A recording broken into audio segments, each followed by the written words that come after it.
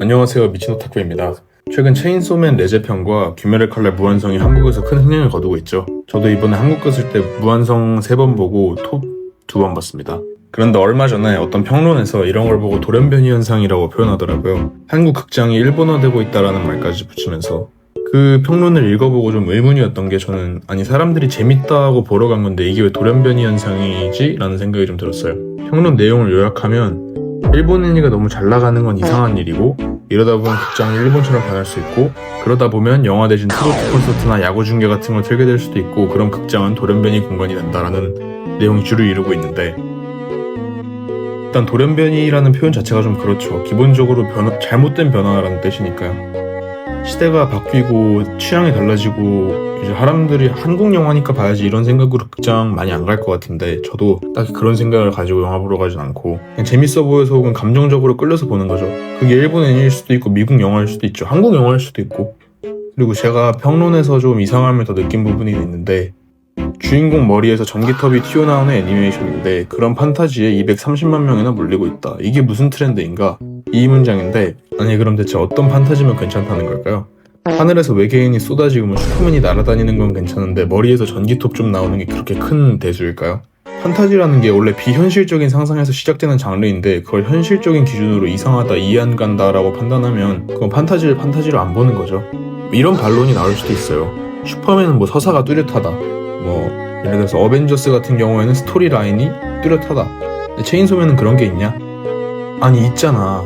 악마라는 설정이 있잖아요. 그리고 그 설정에 맞춰서 악마랑 계약한 주인공 머리에서 전기톱이 나오는 건데 더더욱 들어가서 여기서 좀 더 이상함을 느꼈는데 일부 평론가들은 이걸 재패니메이션 범주에 넣기 망설인다. 왜? 왜 망설일까요? 미야자키 하야오의 지브리 스타일이랑 다르대요. 예?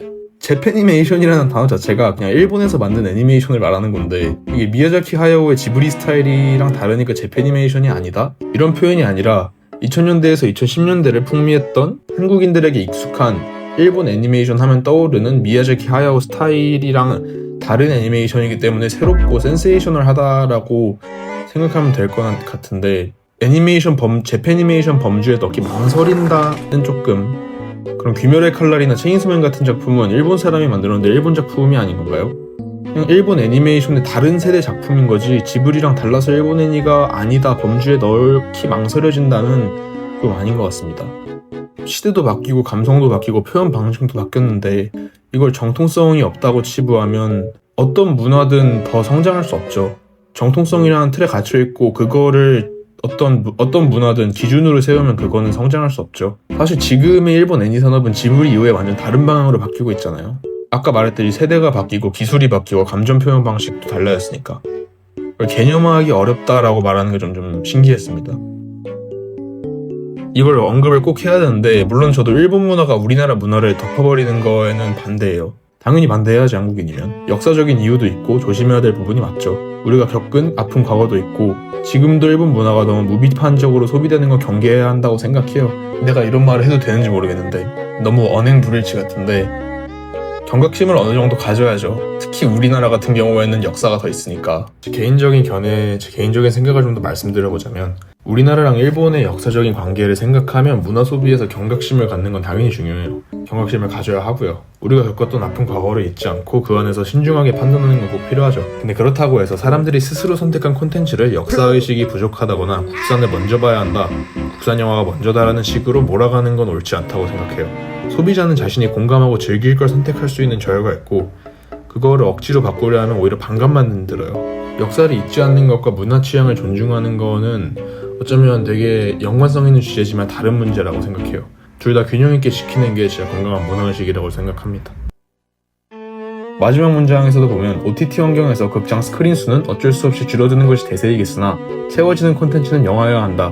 극장용 영화를 많이 만들어야 한다. 한 번은 승부를 봐야 한다. 정부가 힘을 보태야 한다. 라는 언급이 있었죠. 사실 말이 극단적이라서 그렇지 우리나라 OTT들이나 영화들이 우리나라 극장에 더 많이 등장하고 대한민국 영화 산업이 널리 퍼지면 그것만큼 좋은 게 없죠. 저도 그렇게 생각하고 정부가 나와서 그걸 주도하면 더욱 좋고요. 근데 조금 너무 극단적이라고 느꼈어요. 근데 여기서 문제는 이게 일본 애니 흥행에 대한 반응으로 나온 말이라는 거예요. 일본 애니가 잘 되니까 정부가 나와서 한국 영화를 더 만들어야 한다. 이 논리 구조가 너무 극단적이죠.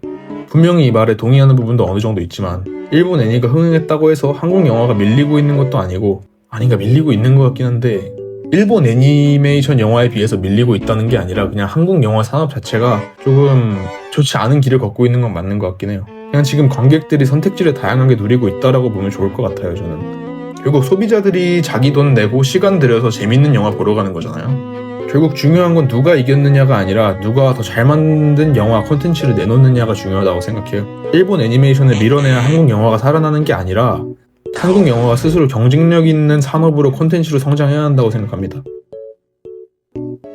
그리고 지금 보면 한국 영화계가 한국 극장이 일본화되고 있다라는 언급도 있었는데 제가 이건 자료를 좀 가져와 봤어요.